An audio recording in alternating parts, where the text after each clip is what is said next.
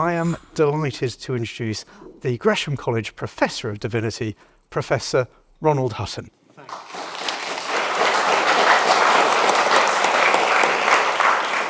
Thank you, everybody, and a very warm welcome to you. I'm going to start a lecture on the origins of modern paganism by asking what pagan actually means, because there's been a big debate over this in recent years.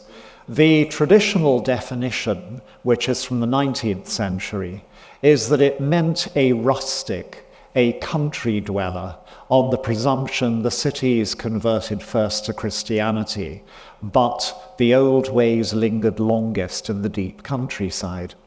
And then in 1987, the Oxford classicist Robin Lane Fox pointed out that the term pagan was already being used when most of the population of ancient cities were not yet Christian, so it couldn't mean a country dweller.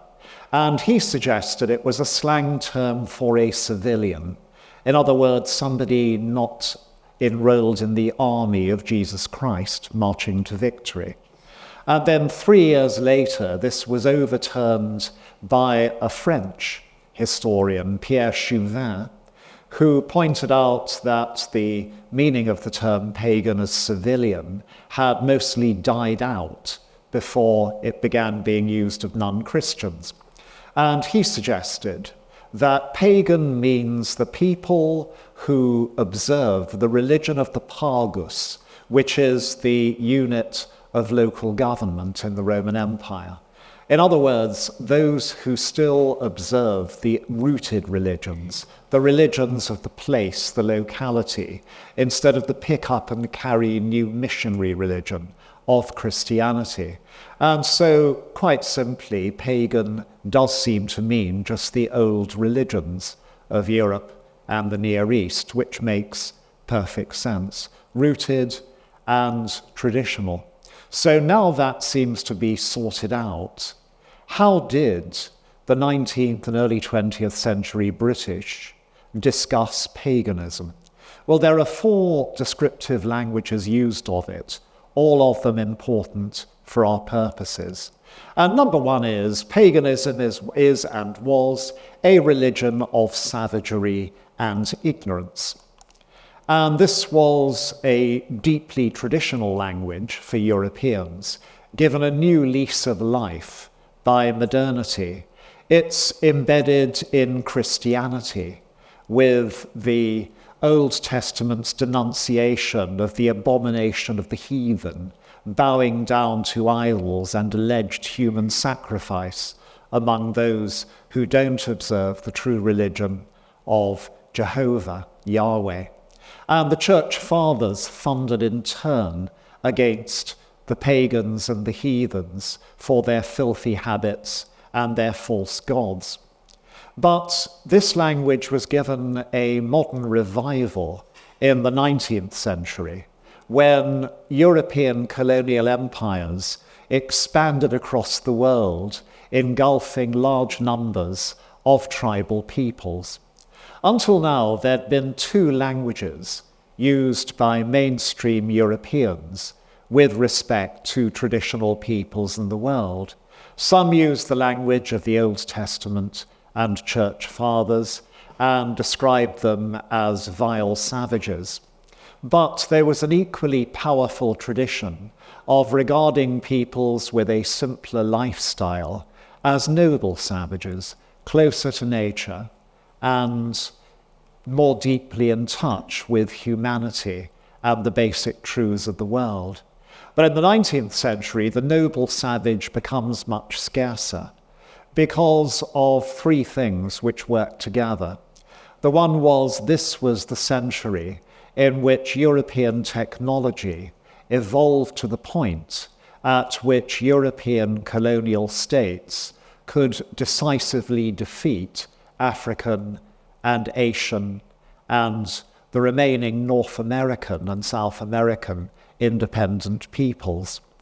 Second, having discovered this power, Europeans deployed it to vanquish these peoples and to conquer their territory, and then to justify it by saying that everything they were doing to the rest of the world was necessary to make the world a better place, by civilizing its peoples, introducing the benefits of European modernity to them, and converting them to a better religion of Christianity. And one of the lost genres of popular fiction in European culture is the account of missionaries abroad among tribal peoples as a heroic epic of brave young Europeans going out to fight ignorance, superstition, and beastly practices in the rest of the world.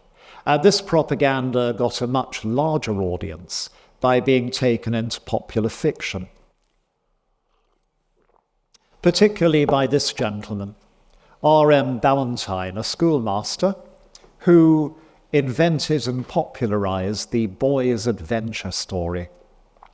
Above all, The Coral Island, his bestseller, published in 1858, but the last edition was in 1994.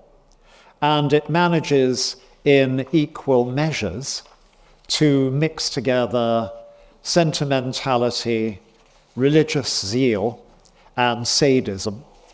It portrays native peoples as being quite literally possessed by demons, represented by the false gods they worship, and therefore doing terrible things to each other and to any other human beings, which are eradicated instantly.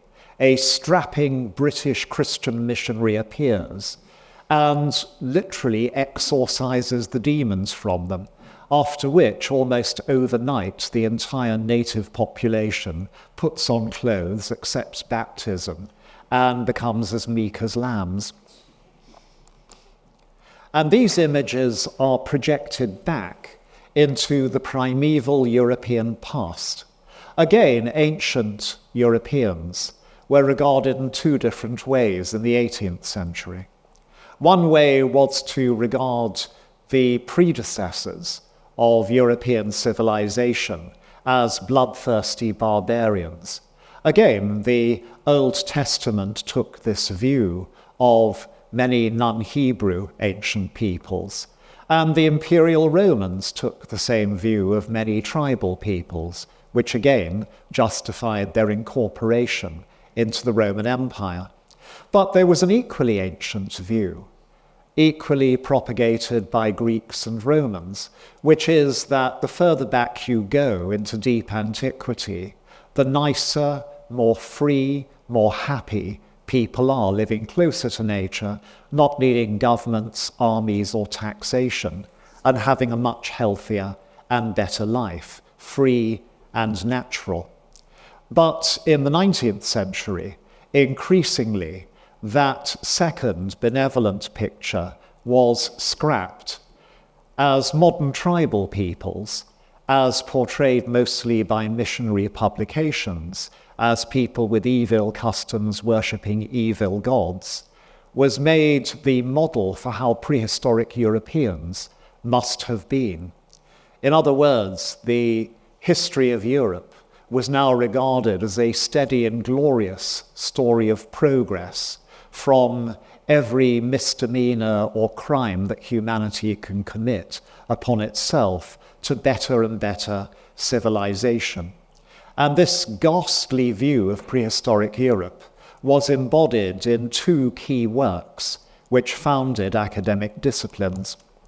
One was Prehistoric Times, the work of Sir John Lubbock in 1865, which became the foundation text of the discipline of archaeology, and Primitive Culture by Sir Edward Tyler, 1878, which became the foundation text of the discipline of anthropology.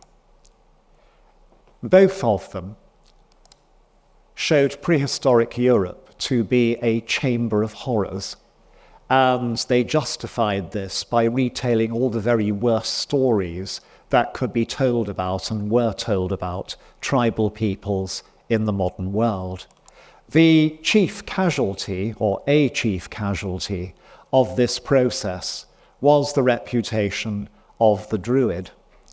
Druids were portrayed in two different ways by the ancient Greeks and Romans. The Druids never portrayed themselves because they never left any writings. And the Greeks and Romans disagreed over them. Some saw them as very wise, and the others saw them as savage. Some saw them as natural philosophers, leaders, pacifists, versed in the wisdom of nature by studying the stars and the natural terrestrial world. Others, particularly the Romans who were busy conquering their peoples, portrayed them as bloodthirsty leaders of a religion devoted to ignorance and brutality, with an especially obsessive line in human sacrifice. The two views, the admiring and the hating, alternated through later European history.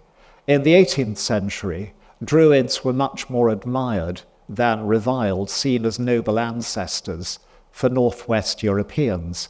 But in the 19th century, their reputation took a distinct turn for the worse as part of the general darkening of the reputation of primitive Europeans. At the opening of the 19th century, William Blake portrayed Druids as the worst exemplars of what priests do in an established religion if they get control of people. And William Wordsworth's attitude can be summed up by his poem about Stonehenge entitled Guilt and Terror. At the rebuilding of the Houses of Parliament after they'd been accidentally burned down, which took place in 1843, a set of paintings were commissioned to flank one of the galleries leading to the houses, entitled The Progress of Britain. And each was a before effect, how we started, and the other was an after effect, how we gloriously are now. And in each, the progress was from barbarism and savagery to leading world civilization. And the very first was on one side, a British druid committing a human sacrifice, and on the other, a strapping Victorian British officer rescuing a Hindu woman from the rite of sati or sati, that is being burned alive on her husband's pyre. And the story is that the British had learned how to be great and civilized and could now teach the rest of the world how to be so. But Druids were among the things that we had rejected as part of becoming better. And that inspired in turn one of the most famous paintings of the pre-Raphaelite movement, and certainly one with the longest and silliest title, a converted British family sheltering a Christian priest from the persecution of the Druids. This was, even the Victorians recognised, utterly unhistorical, but the colours glow. It's by Holman Hunt, who was a great painter, and it speaks its own story. By 1900, it was well established that prehistoric pagan religion had been one of gloom and gore, and that made the whole of history, everywhere, a narrative of greater and greater progress out of those things. But there was still a lurking fear that that religion lingered underneath civilization, an uncomfortable stain on the underside of the national story, a nasty chapter in the communal past to which we needed to own up, but might not be entirely gone, and at worst, a force which could rise, vampire-like from the ancient world, to subvert modern humans and turn them to evil again, should the power of reason and education falter.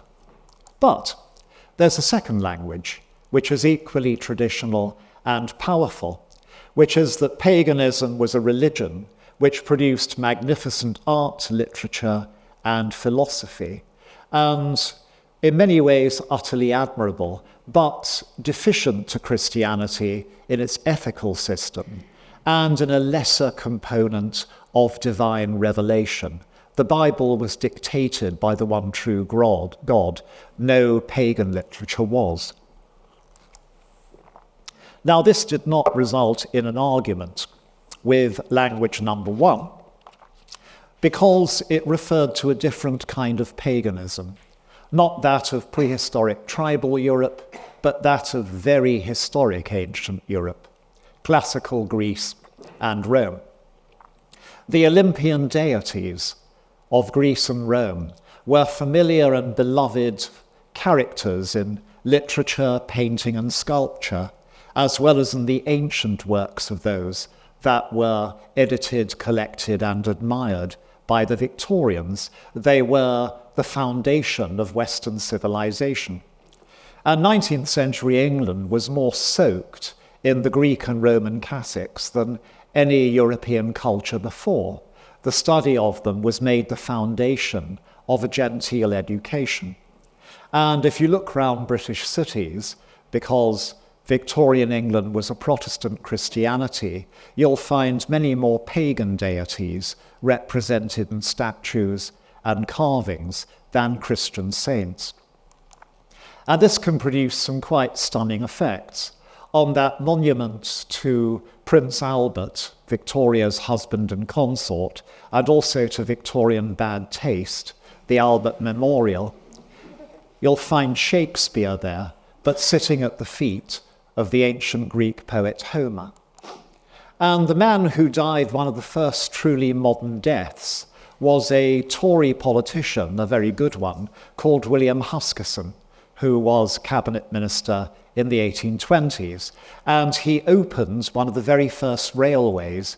He didn't understand how a railway worked and got mown down by the train. And his constituents in Pimlico gave him a statue in memory of his great life and tragic death, showing him in a Roman toga.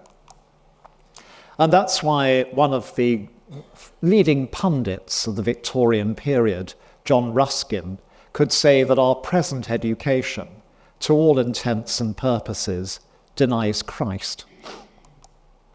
The struggle to reconcile the two, Christianity and Greek and Roman classical culture, was part of the Victorian enterprise.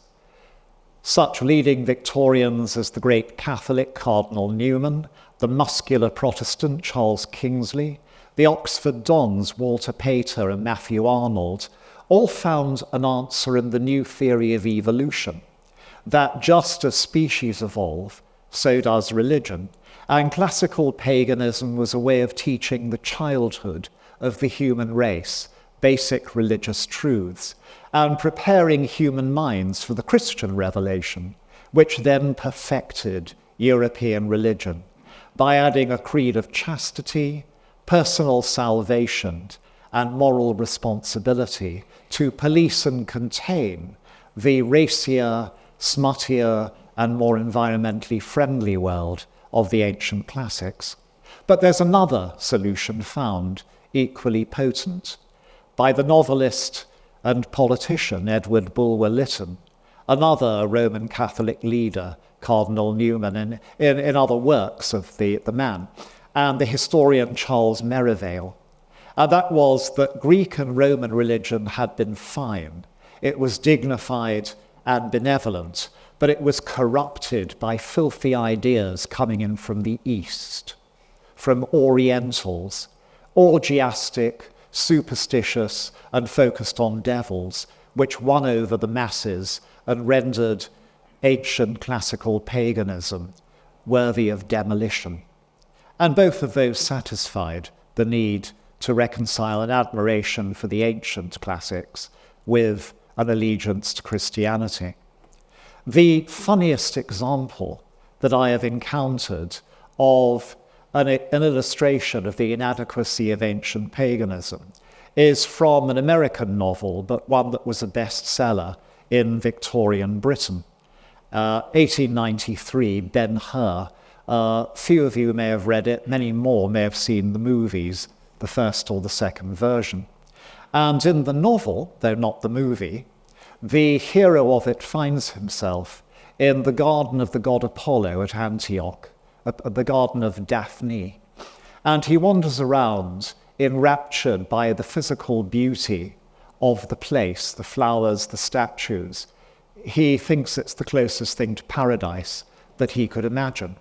And then he comes across a young couple lying in each other's arms asleep after making love at the foot of the statue of a pagan god.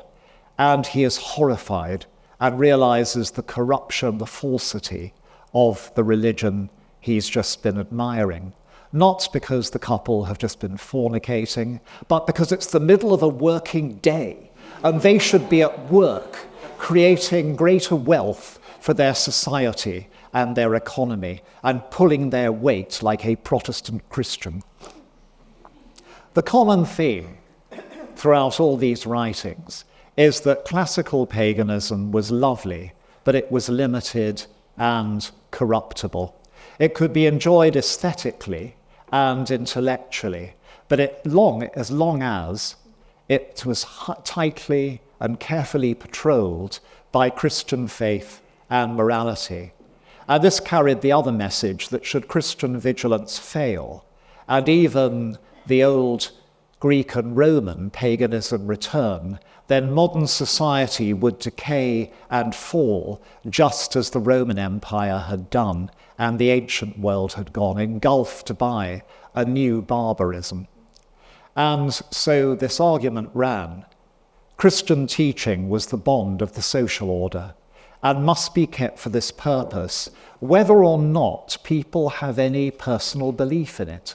In other words, Christianity is so good in holding society together and making people behave well that it doesn't matter if there's actually a Christian God or not. Christianity is essential to the survival of civilization. So this was the second of the two traditional and conservative languages concerning paganism. But the 19th century also produced two others, which were much more radical. One of them was that paganism was once part of a single great world religion based on genuine divine revelation, of which all the main historical faith systems through the world contain traces. So the work of the present should be to take the best features of each of the great world faiths, Western and Eastern, and recombine them to revive the original divinely revealed world religion. And this movement became known as Theosophy. And it sprang from the great project from the Renaissance through to the 18th century, Enlightenment, of rediscovering and reuniting the wisdom of all the world and of all peoples.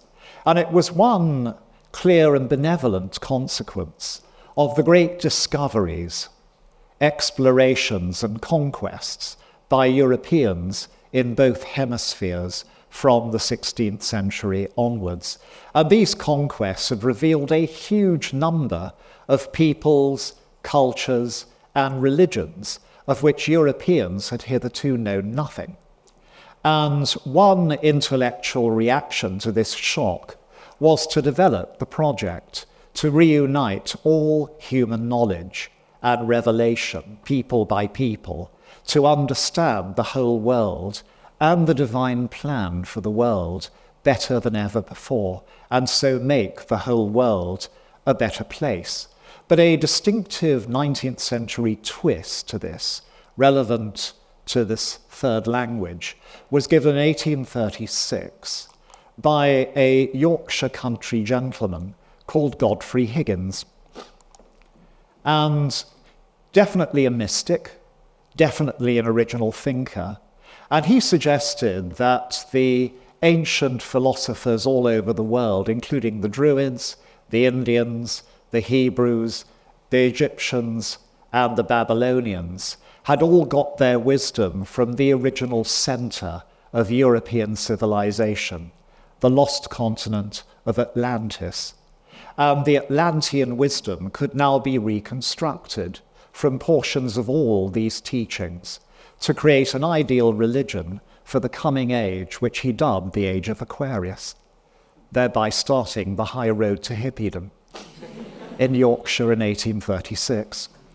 However, he was regarded as demented by most of his fellow British elite, and his views had little impact until they were given international currency by a Russian immigrant to the West, the formidable and remarkable Helena Petrovna Blavatsky.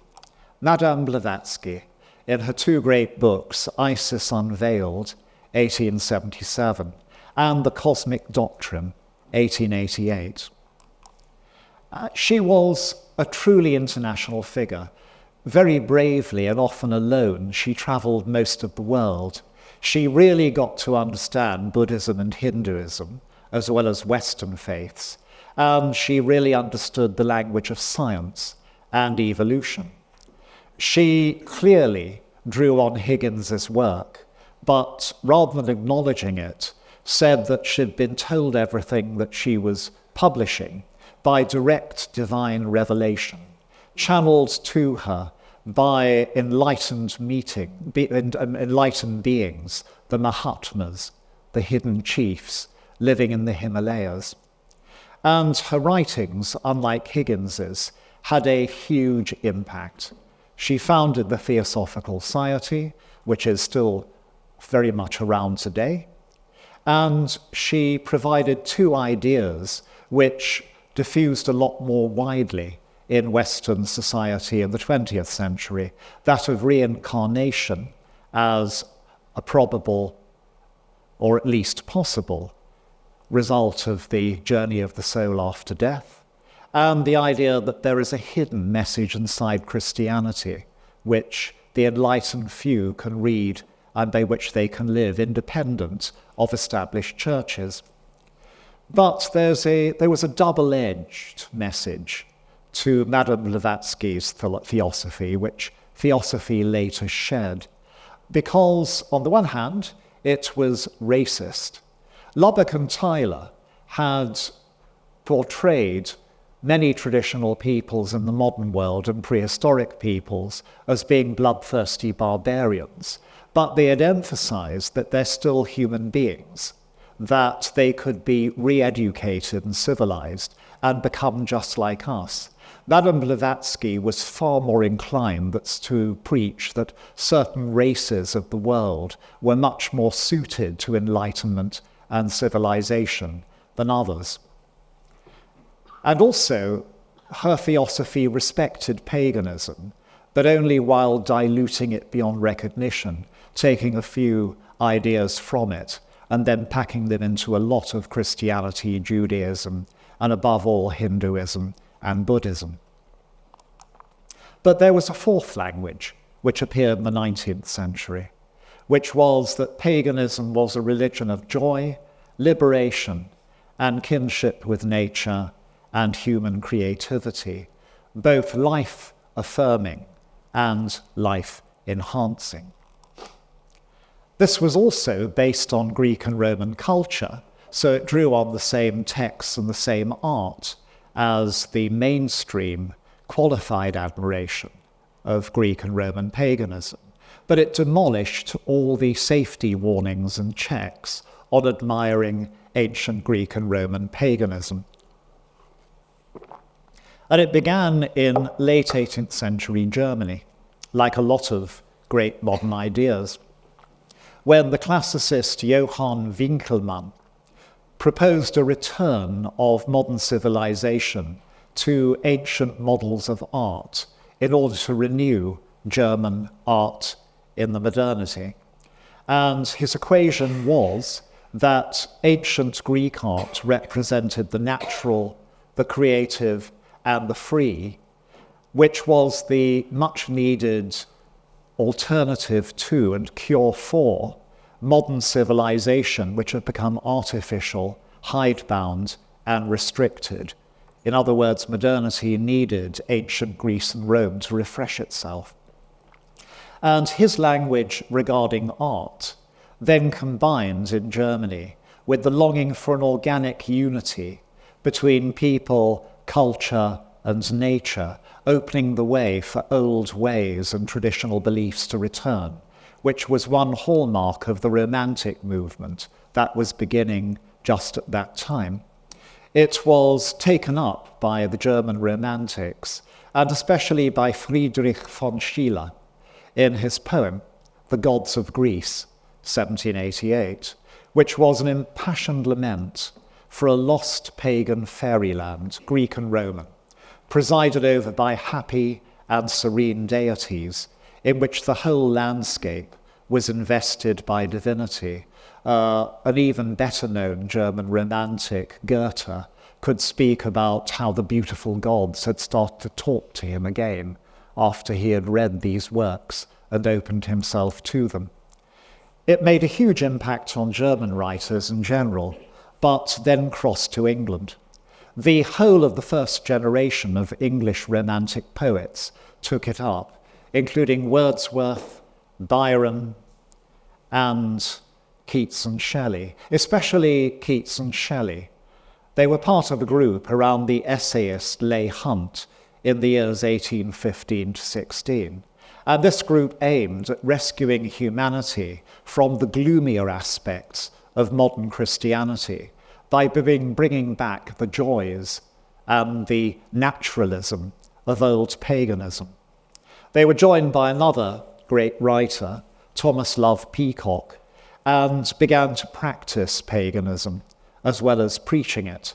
They hung up garlands in honor of classical deities, and they built altars to them. Now, all this may just have been fun and games. It may have been role-playing, amdram, not entirely serious, but there was a serious set of attitudes behind it. What they were suggesting was deadly serious. And I need only quote Leigh Hunt himself in 1818. In a letter to a friend, "I hope you paid your devotions as usual to the old religion and hung up an evergreen. If you all go on so, there will be a hope some day that a voice will be heard along the water, saying the great god Pan is alive again, upon which the villagers will leave off starving and singing profane hymns and fall to dancing again." And, as I've suggested, that hanging up evergreens and the dancing was something that he and his friends were actually doing. After this, there is a lull, the outpourings of the early Romantics having in many ways provided all that was needed for an appetite for that revival. And their works continued to be read. But then in the 1860s, another great and later Romantic poet, Algernon Charles Swinburne, started a new wave of such literature, writing passionate poems like his poem to the goddess Persephone, with lines like, "Thou hast conquered, O pale Galilean," meaning Christ, "the world has grown grey from thy breath." In another poem, he hailed the German goddess Hertha as the great creatrix of the universe, the original source of all things. Other poets and novelists took their cue from Swinburne's remarkable commercial success, especially poets and novelists. By the time Thomas Hardy could write The Return of the Native, published in 1878, the term pagan, which occurs 3 times in the novel, is always a buzzword for rather naughty personal liberation. In the 1890s, this language began to grow more aggressive. The socialist, vegetarian, and gay rights guru Edward Carpenter could write in an essay on modern man in 1889, "The meaning of the old religions will come back to him. On the high tops once more, he will celebrate with naked dances the glory of the human form and the great processions of the stars, or greet the bright horn of the young moon." In many ways, paganism was now the antithesis of Puritanism, and anybody reacting against Victorian Puritanism need only to dip into the classics, or indeed into Romantic poetry, to find the fuel for such a movement. It was also becoming bankable. Paganism paid. It was a buzzword. Kenneth Graham, later the author of The Wind in the Willows, published his first collection of stories in 1893 and entitled them Pagan Papers. There wasn't any paganism in them, but he knew if he put that on the cover, then people would buy them.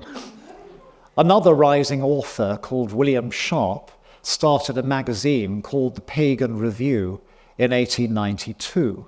It was really very bad, which is why there was no second issue, partly because he wrote all the stories himself in a tearing hurry. And it's a great read. It's absurd, but it's quite lurid. One of the stories is called The Oread, and it's about a young Victorian gentleman wearing tweed +4s and stalking a stag on a Scottish moor, and encounters a naked nymph, the Oread, and he pursues her with amorous intent, and she is seemingly willing, but he can't ever catch up with her until he realizes that to do so, he has to take off all his clothes as well. And then everything works out. Alternatively, the racier and the more negative view of literary paganism is the Black Madonna, which is about priestly despotism and human sacrifice. And it has the immortal pair of lines, immortal among bad British writing, of Black Madonna, quavering and seeming to fear. What wouldst thou, high priest, thou? In 1891, the essayist W.F. Barry coined the term neo-paganism in the magazine The Quarterly Review for a new movement which he termed the exuberance of eternal nature, all rhythm and harmonious evolution, a great unceasing festival of flowers and lights and easy sensuous love. Well, what's not to like? Well, Barry would point out this is just the kind of thing that led to the fall of the Roman Empire and will lead to the fall of the British Empire if you give in to it. The same message was preached by a much greater writer, G.K. Chesterton, who distinguished between what he called shallow and deep neo-paganism in Britain. Shallow was those who imagined the ancient Greeks and Romans, in his words, continually crowning themselves with flowers and dancing around in an irresponsible state, above all things inebriate and lawless. But what really worried him was what he called deep neo-paganism, which was the message that people like Leigh Hunt and his friends had started to put out, that paganism was much more suited in many ways to the modern age than Christianity, as it embodied a humanitarian view of the world and an ecologically sound philosophy of respect and love for nature. He fingered writers like G. Lowes Dickinson, Edward Carpenter and Havelock Ellis as his chief targets, and the most worrying of the writers in preaching this. But he consoled himself that most of the neo-paganism around in the 1900s was shallow. And this was typified by the poet James Elroy Flecker, who was later to make a huge hit with the operatic melodrama filled with gorgeous poetry, Hassan, which is still occasionally revived and played. But some of his forgotten verse, remembering his school days, he was a Gloucestershire man, had lines like, "Have I not chased the fluting pan through Cranham's stately trees," that's Cranham Woods. "Have I not sat on Painsick Hill with a nymph upon my knees, and she as rosy as the dawn and naked as the breeze?" You can see a pattern here. The answer, of course, is no. This is what you imagined yourself doing as a schoolboy at Cheltenham College, James Elroy Flecker. But this is typical of a large outpouring of verse from the period. World War I killed off the appetite for this kind of fun but trite escapism, and so shallow neo-paganism mostly disappeared, but deep neo-paganism remained in the 1920s and 1930s, in the work of such writers as Algernon Blackwood, writing of one hero of one of his stories. He knew that the spell of nature was greater for him than all the other spells in the world combined, greater than love, revelry, pleasure, greater even than study. He had always been afraid to let himself go. His pagan soul dreaded her terrific powers of witchery, even while he worshipped her. Harold Massingham, a great writer on the English countryside, wrote in a different sort of way, but with the same message. If only the English will kiss the sleeping beauty of their land beneath her roses, then she will awake, and the Lord of Misrule will be proclaimed, and all the blessed sons and daughters will gather to the feast of fools. The occult novelist Dion Fortune in 1936 rather charmingly said that what modern society needed to bring itself into a healthy balance was a dose of paganism, which she summed up as vitamin P.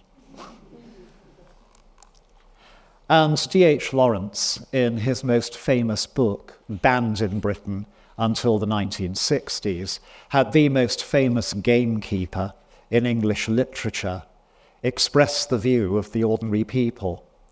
They ought to be naked and handsome, and to sing in a mass and dance the old group dances. Let the mass be forever pagan. Well, since Leigh Hunt wrote, over 100 years before, some of the British had been dreaming of a reawakening of the old religions. And by the 1940s at latest, it was really happening in the pagan witch religion known as Wicca, of which I shall speak more later in this lecture series and dedicate a lecture to it. And this revival grew directly out of this wave after wave of admiration for the pagan ancient world, which had begun with the Romantic poets. And it happened in England. So why England in particular? Well, the answer is that the obvious rivals in the West in great powers and civilizations were Germany and France. And German paganism, after all, had been born out of Greece and Rome, and it had launched the very ideas that crossed to England and eventually produced a genuine pagan revival there. But German paganism veered off into an admiration for the native paganism of Germany and Scandinavia against that of Greece and Rome. And rather than fitting a counterculture, it became involved with nationalist groups, with a warrior ethic, and with a centralization of authority to renew Germany. And as such, it was unable to produce a grassroots countercultural paganism of the sort that appeared in England.